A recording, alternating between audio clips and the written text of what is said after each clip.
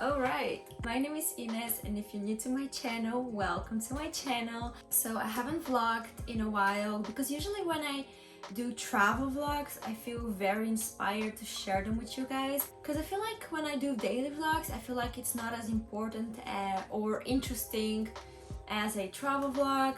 But you never know, maybe like for some people who don't know my daily life, it's interesting for them to look at my daily life. To be fair, the whole editing process is quite a long process and I never feel like it, so I have quite much material that I have recorded for vlogs, but I haven't get to the work of editing them, and I feel uninspired because usually the moment when I'm inspired is when I'm vlogging it, and then the moment after posting it, sharing with you guys.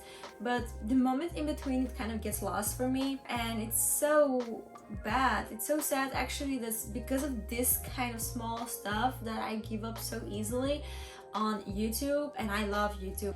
I spend so much time on YouTube watching other people who inspire me, and I always tell myself, oh damn, I want to inspire other people to do what they want to do, and I want to inform people with the knowledge I have, but I never was sure how to do that. So if you have clicked on this video today, obviously the title says it already. It's how to become a model, and I have so much knowledge for the past 6 years, ever since I've been modeling myself. So I was like, why not share with people how to do modeling? And I've got so many DMs before from girls who are wondering if they can become a model, or even if they're qualified to be a model. And of course, if I can help, why not? There's enough work for all of us. I love talking about the stuff that I know, about the knowledge that I have built in the years. But I was never actually sure how to do that, and I feel like YouTube gives you the voice to go ahead and do that. It's just a question of when you will feel like it, just go and record it, because basically YouTube is the voice that you can have, but you have to grab it, and I didn't do that for a long time. First step to become a model, of course, it's very obvious. You have to feel the need and to feel that you want to become a model. Some people, some girls just go on Instagram and they see the glamorous life of so many models and they think, I want to have the same life. But is it like for the right reason? So some people want to become a model for all the fame and the money, but you really need to enjoy the work that you do before even you start doing it. Because if you don't enjoy this work, it won't last for a long time. I have to be honest about this. A lot of people think that modeling life, it's this glamorous, luxurious lifestyle where you get stuff for free by huge designers and that you travel all the world. I mean, to be fair, you do travel the world, but it's not exactly what you see on social media or anywhere else. So if you want to join this modeling lifestyle because you have this idea that you're gonna be the next top model and that you're gonna have this luxurious, glamorous lifestyle, you just have to forget about this, because modeling is not 100% all glamorous. It's a lot of hard work actually. I know a lot of people don't believe that, but it's true. It's a lot of hard work, and especially you have to love what you do. You have to have the passion for art, to create, and the appreciation of the art of modeling. Okay, so the next step is to determine what kind of model you want to be. Do you want to be like a high fashion model, or do you want to be a commercial model? Do you have the height to be a high fashion model? For example, me, I'm a commercial model. I've done a lot of shoots for beauty brands, for clothing stores.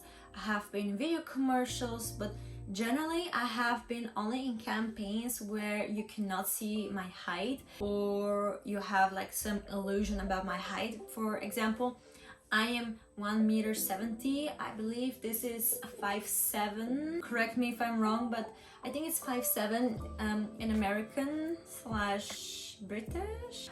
I'm not sure. Okay, whatever. So I'm like 5'7" and 1.70 meters.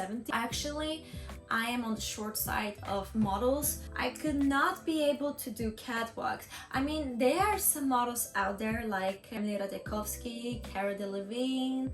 It does happen sometimes that you have short models who walk runways, but it's something very rare, and usually they do walk the runways because you know the designer personally, or they have made their way to the runway through fame and not through just modeling. I have determined for myself that I want to be a commercial model because I don't have the height, first of all, and second of all, I really like the art of commercial modeling. I like it when a team comes together. You have a stylist and a makeup artist, a photographer, the model of course. So you have like a whole team of people behind it, and at the end you get this final project. When you have high fashion, it's more people actually included. You usually model for bigger brands. With high fashion, you also do like catwalks. But however, I do want to mention you have the editorial type of photo shoots, and they're also high fashion. And with editorial, it's very interesting because it's high fashion, but you can still be 1.70 m, for example, and you can still shoot this kind of photo shoots without actually being bothered by your height. So go ahead and make your research, write it down on paper, or just look around Google. Make sure that you determine what kind of model you want to be. Do you want to be a commercial model? Do you want to be a tutorial model, high fashion model, bikini, lingerie? You have so many types of modeling nowadays, so much diversity in different kind of modeling. So I feel like nowadays it's easier than ever to actually join the modeling community. It just takes a little bit of work. I feel like after that, if you put some effort, you can easily become a model. Step 3. Okay guys, so step 3 is building your portfolio, but how the heck do you build something like that? I'm gonna explain to you shortly how building portfolio works and how you can do that. So most models start with TFP kinds of shoot. TFP stands for time for prints, or basically said free photo shoots. You can have free photo shoots without actually paying for them and without actually being a campaign. It's very easy actually to do that. You can just go ahead on Instagram and find a photographer who's also quite new, and the photographer might also be looking to expand their portfolio the same way that you're looking for. You can agree something with them to shoot something together that you both like, and at the end you both are happy with, and you both have your portfolio. That would be a very nice way to build up your portfolio, and after a while you would have the needed amount of photography work that you can present to your modeling agency, because they really do need that and they really do ask for that.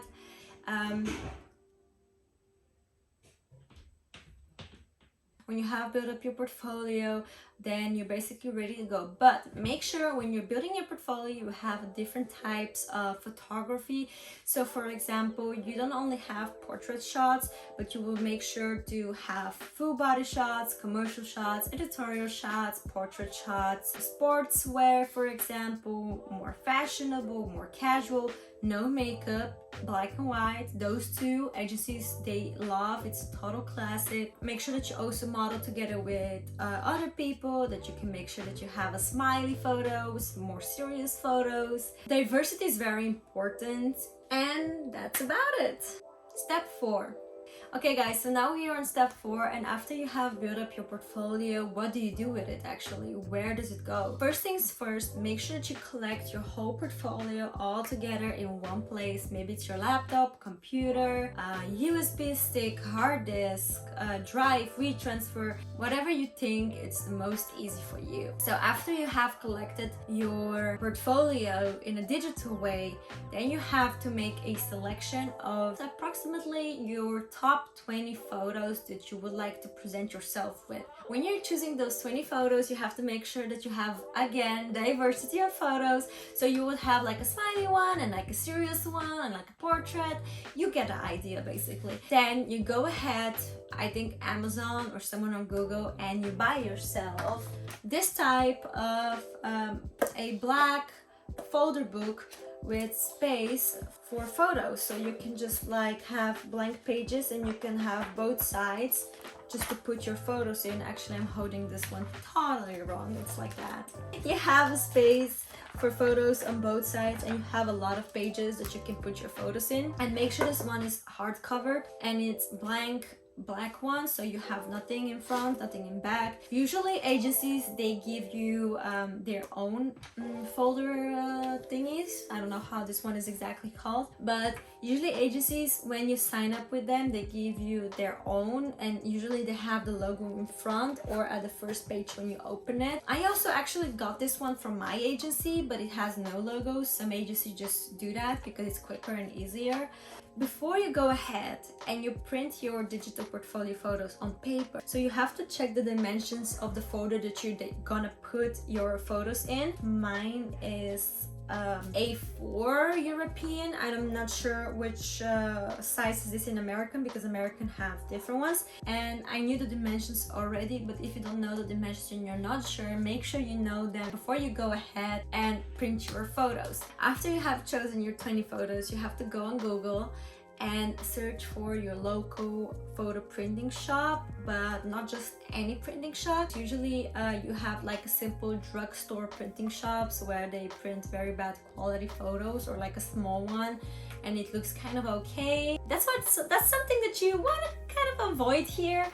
You would want to have a very good high quality photos on paper, and I have printed my photos on Fuji film satin matte finish photo paper. And usually this type of printing paper, it's also very expensive, but that's why you have to be very selective of the photography work that you want to choose, and of course the one that you think that would represent you the best. So I have chosen myself a little bit more than 20 photos because simply I am weird like that, and it's very hard for me to make choices, so I prefer to give more money and have the photos that I like the most printed. And I can imagine when you're just starting out and you don't have the capital just to start with very expensive prints, you can just invest in few good ones than a lot expensive ones. Okay, so after making sure that everything is like I already told you, then I'm gonna break down for you how I have built up my portfolio. This is the first page. Actually, almost always all portfolios start with a portrait photo.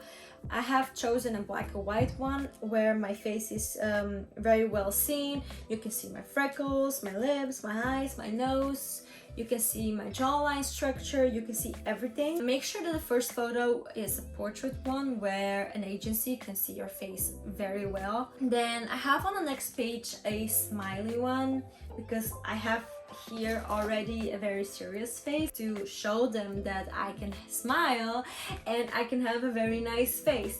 So I have chosen some variety of different ways that I'm looking, or different poses. So for example, here I'm smiling with my eyes closed and I'm posing here. This one I have my hair up and it looks very different. I also have here a photo with a guy who's also a model because I wanted to make sure that I can show them that I can pose with other models, not just by myself. Then I have here a campaign shot, editorial one with a female model as well. Here another one which is very nice and serious, a commercial shot with sunglasses on. I have some for Tom Ford here, a tropical one, etc, etc. I'm not gonna show you all of them because I really have chosen a lot of photos. You actually should learn from me and not do the same like I do. Usually agencies, they just scroll through my photos and after a few photos they're like, okay, I see that you have different looks, I'm done. And then you will be like, wait, no, finish it. Why I have put so much work in this? Not all agencies would appreciate the work that you have put in this book.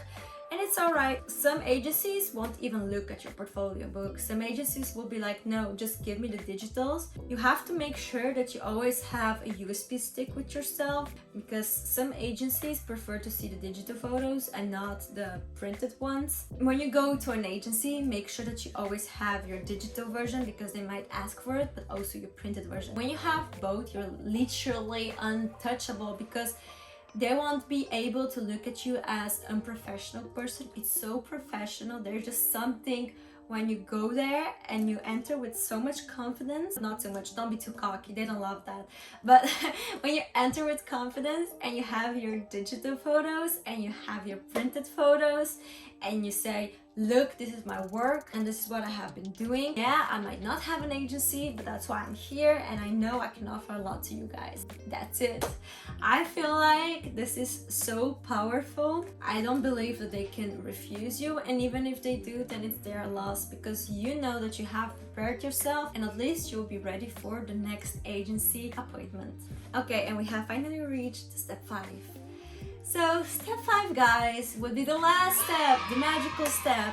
And this one is to choose the agencies that suit your taste the most. How do you choose them? Where do you find them? How do you go there? What do you tell them? So many questions, right? Basically what I do and what I think everyone should be doing, and it's the best, easiest way, is just to go ahead and Google agencies that you would like to join or you would try to join. Go ahead, try them all. If they say no to you, it's alright. I mean, modeling is a lot of no's and sometimes yes. That's why you have to try a lot until you get a yes. A lot of people believe and think that actually us models, we have never ever heard a no in our life. But actually, to be very fair, we have heard so many times no and just 1-2 times yes, but when we hear this 1-2 times yes, it's a very big yes. So that's why it looks like we always hear yes. Search for some agencies in your region, in your country, in your city that you're in, maybe city next to your city. There's so many options. Just make sure that the agency that you're looking for is not a sketchy one. And most agencies, they don't even ask you for a fee to pay them just to join the agency. If an agency ever asks you to pay them a fee, then probably they're a fake one and they just promise you stuff that won't ever happen. So if it's like a professional agency, they will tell you we need a certain percentage of the first work that you get with us, and that's the fee that they will get. It's a percentage, but you should never ever pay beforehand, because even if they ask you to pay, that's kind of sketchy and kind of weird, because they're the ones who are offering you work and not you to them. Do you get me? So if they ever ask you to pay, just don't join this agency. Probably it's a very sketchy one. So unfortunately, you have a lot of scam agencies out there, but you just have to make sure that you always go to the verified ones. If they start acting sketchy or sounding sketchy, just leave, because unfortunately there are a lot of agencies who just try to take advantage of young girls or young boys even, or just like get some fee and they promise you stuff and they disappear and you never ever hear from them ever and your dreams are shattered. Okay, I'm not gonna go into deep with this one, but make sure that you're very careful when you're selecting your agencies. Usually they have emails on their websites or on their Instagrams or phone numbers. You can go ahead and send them an email. This one is definitely the one that I recommend. When you send them an email, make sure that you attach your measurements, also your Polaroids. I'm gonna make a separate video on what Polaroids are and how to take them, but you always have to attach your Polaroids when you're sending an email or an application at a modeling agency. Then after that, maybe a few shots of your portfolio, and keep it short and sweet. They really like that. Usually agencies are very busy with different works and different jobs and organizing everything for models, so they don't really actually have the time to read your long email and your long story. They cannot read everything, so keep it short and sweet. They would appreciate that actually. Sometimes they do answer you, sometimes they don't answer you, sometimes they answer you with a no, sometimes they answer you with a yes, sometimes you never hear from them. You can just keep trying. You can always try a new agency. You never know, some agencies are looking only for a specific type of person and you maybe not be their type, but you have so many other agencies that you might be actually their type, but you would never know that until you start looking for it actually, right? Just go ahead, be out there, explore, enjoy the process of becoming a model.